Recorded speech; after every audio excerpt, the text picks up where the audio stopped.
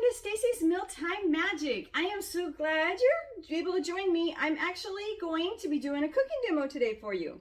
I wanted to show you guys some more of our spring line, so a little more of a sneak peek for you. Two of the things that we're adding to our pantry are a pad thai mix and a scampi mix. So all you have to do is sprinkle it into your food and it's done. You use a whole package. It gives you on the back the directions of what else you need to add to do, that kind of thing, super quick. So I'm going to show you how to do the scampi one, but I'm actually going to make some alterations because we do that because of, you know, diet and that kind of things. So I'm going to show you a few tips, cooking tips as we go as well. So we're going to do the scampi. I'm also going to be showing you a few more of our items throughout the cooking process here. So yeah, so let's get started. First thing I want to do is I want to show you a really cool tip. On the recipe, it asks for white wine, but I don't want to do white wine because my husband is allergic to grapes. So we never do white wine. And to substitute for white wine, you could do either white vinegar or lemon. And we love the lemon flavor, so we do lemon. So I'm just going to show you really quick. I just cut this in half here. It only calls for 1/4, so it's not a huge amount, but it's enough that you know, we can't use it. So this is our juicer. It is so awesome. It makes so much juice. It literally hollows that thing out. Look at that. It's great. So if you need a juicer, I highly recommend this puppy. It is amazing. Here we go. Again, look at that, totally hollowed out. You definitely get all your juice with that one. Okay, and so it wants 1/4, so let me use my handy dandy measuring cup. This measuring cup is awesome because you don't have to lean over to see it. You just have to follow the line because of the way that it's kind of at an angle. As soon as it hits that line, you know you have it. So, oops, let me grab a paper towel because I kind of spilt some of the lemon juice. That bowl isn't really made for pouring. Okay, so that's one thing you could do. If you don't like wine or you just prefer, you can use lemon or white vinegar and it would be equal parts. So it's the same amount. Sometimes I'll do half lemon, half butter, so it's totally your choice. Another substitution I'm going to do is that scampi is usually made with shrimp, but you can do it with chicken too. You can do chicken or shrimp. You could probably do any meat for that matter, but I'm going to do it with chicken just because I had it handy and that sounded good. Another couple things that we got on our list for our pantry is going to be basil infused oil. I mean, who doesn't like basil, right? I am so excited about this. Look how much is gone, and I just got it. I love basil. And then the other one is going to be garlic. It's called garlic parmesan. But before you use it, you always have to shake it because it has lots and lots of yummy chunkies in there. So you definitely want to make sure to shake it up so you get the chunkies when you're fixing your food. So anyways, let me go ahead and get my pan. I've been having it warm up. So let me pour. I'm going to use some of my basil oil because, like I said, I love basil. And then, let me get the meat in here. Oh, yeah. Let's get it pushed around.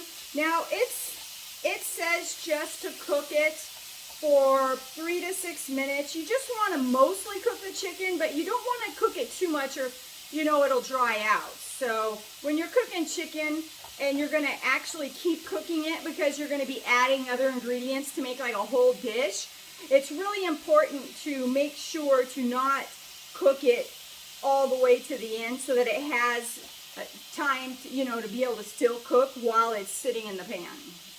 Okay, so let me let that go for a little bit while I want to show you guys another tip while we're waiting for that. This is a really good tip for bakers, but also cooks. So this calls for 4 tablespoons of butter. Now, it's rock hard because I forgot to take it out of the fridge. So I got it, and I cut off my 4 tablespoons. Now, some people just kind of like cut it in pats, and you could put it in there and then let it melt, but that takes cooking time, right? Because you're having it cook and you're trying to cook your chicken, and it's just going to make things overcook. So what I do is I just take a grater out, and then you just grate it like this. It's super fast, and then what happens is it makes it super soft. So then when you put it in the pan or in your baking dish, whatever you're cooking, it's soft and already room temperature. So if they tell you to get your butter to room temperature and it's in the fridge, this is how you would get it to room temperature super fast. So yeah, so now it's like I'm trying to take it off, and it's literally melting on my fingers because it's already, you know, got to where we want it. So that's just something I like to show people, because that is actually a really good tip. Okay, so let me get this stirred around here some. Get our meat going. Yeah, I love our ready-made packages because it makes it really nice for nights when you're like, oh, I want to make something, but I don't have much. You can add vegetables to this as well. I saw this made the other day where someone actually added some asparagus and, you know, a couple other kind of vegetables and made it more like a stir fry, and that looks tasty too. I'm actually just making it with the chicken and the mix, but like I said, you can do it, you know, however you want. This is just the directions, kind of gives you the base, but you can get more. On my website, if you click on recipes, you can search for recipes that include this seasoning packet, and there's a, you know, a good amount of new recipes that we have. Click on new and you'll find all kinds of recipes in there. Okay, so this is almost ready. My chicken is really close. Let me turn this down a little bit. This burner is a lot hotter than if it's directly on the stove. I just like it because it's so convenient to do cooking demos so that you could see me. Okay. Oh, another thing I wanted to show you guys is our new oil dispenser. So one of the things that it has a measuring thing on here, measure lines for tablespoons and teaspoons, and so all you do is you would squish this like this, squish these things, and it lifts it. So now you can see I have the exact amount of oil that I would need for a recipe, and then you pour it in. It is so nice. I love it. I actually got 2 of them, one for my oil and one for my vinegar. So that way I could pre-measure out the smaller amounts and just add it in automatically.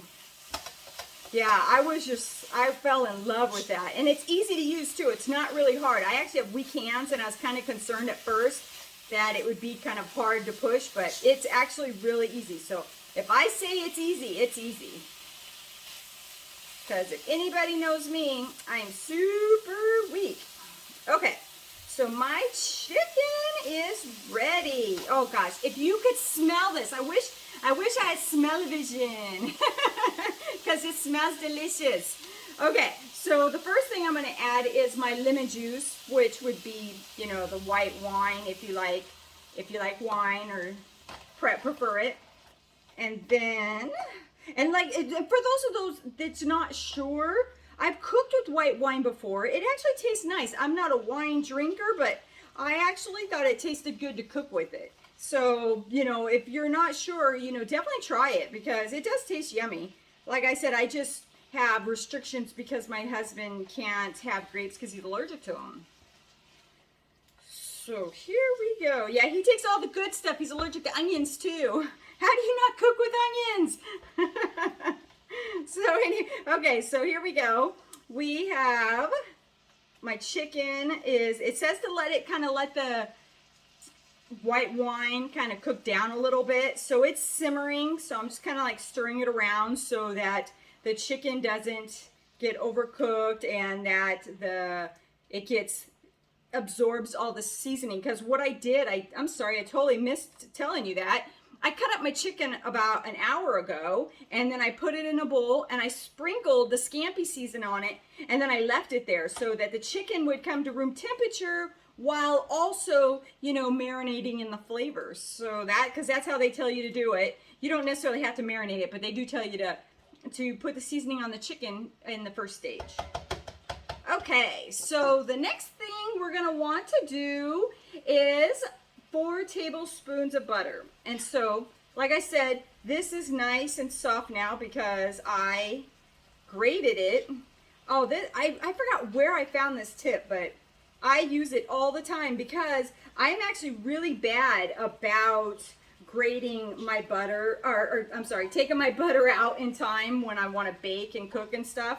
So I'm one that's always having to cheat. I used to cut it into like small squares and then just wait a little bit for it to break down. But with grating it, like you saw, it's super easy, super quick, and then you can use it almost right away. It's really good. Like now it's already all melted. Had I put this in here hard into pads, I would still be stirring it around trying to get it to melt completely. So that's just something, you know, for you to know, that grating it makes it so you can do it right away. Okay, so again, delicious smells, yummy. Okay, so next, let's see, I have a little cheat sheet here. I have a bad memory, so yes. And then this writing, you know, you got to get your reading glasses. So I like to write a little cheat sheet so it's easy for me to see. Okay, and then next we're going to add the spaghetti. Okay, time to show you another item. Okay, this is our new colander. It's so cute. Look at the little spoons along the top of the row. I mean, it's just so adorable. The bottom has the stand so that it keeps it lifted some off of the bottom of the sink, which is really nice. And it's a rubber, so it kind of like has that grip. And then, yeah, and then it's nice and deep. And another tip for you guys, when you're rinsing, when you're cooking pasta and you're straining it and you're not going to use it right away, rinse it. Because you know how pasta always sticks together? Some people use oil, but I just rinse it because it's the starch that makes it stick together. And so if you rinse it really well, then, you know, it just falls apart because it's not going to stick together. Some recipes will tell you not to rinse it because the starch is needed in the recipe to kind of like thicken it up or whatever. But if it doesn't specifically say don't rinse it, I always rinse it.